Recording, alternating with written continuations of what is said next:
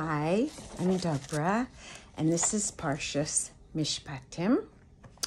This is in honor of a Refuah Shalema for my dear brother-in-law, Baruch Mendel ben Bela. And I just want to say about him, he is so amazing as a brother-in-law. When I came to Kfar Chabad to meet my sister's chassan and to meet my sister who had just been a Baal Tshuva for a short time, and I had no idea what a Baal Tshuva was. So my brother-in-law met me at the airport. I had cleavage, and purple pants, and he came walking, and he handed me a bouquet of flowers.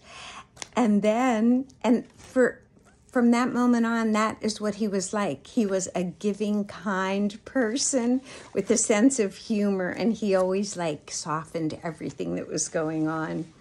So I remember also when I stayed in their apartment right after they got married,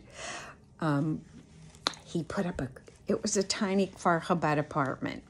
So I was in the living room. There was a little couch, and he put on a curtain that gave me privacy on the couch.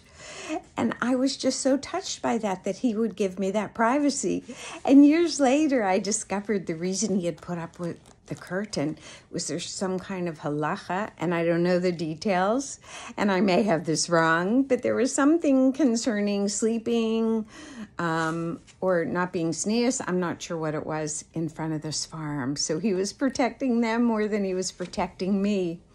And the other adorable thing about this was we all converged at the wedding, my secular family, which is typical of Lubavitch, and so my sister had asked my mother to cover her hair, and we were very open and willing to do whatever was needed.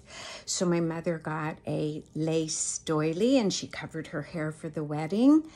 And later we used this doily for the drapes in the living room. Not the drapes, for the one small window, we used my mother's doily as curtains. And it was just such a beautiful, simple time in those days. And it was just wonderful. And seeing that simplicity in Yiddishkeit, although Kfar Chabad was very simple Begashmis, and that worried me because I thought all Yiddishkeit was like that, which I soon realized it wasn't.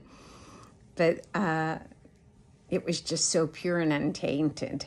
So Baruch Mendel ben Bela, Chazak, Chazak. Okay, so Parshas Mishpatim.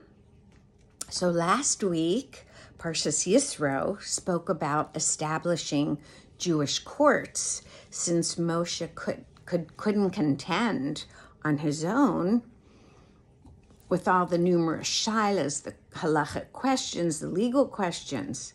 So his father-in-law Yisro suggested, hey, let's get some based in. Let's get a court, a Jewish court going, so you don't have to with the elders, so you don't have to answer every question on your own. He would have been up day and night for months, weeks, and years.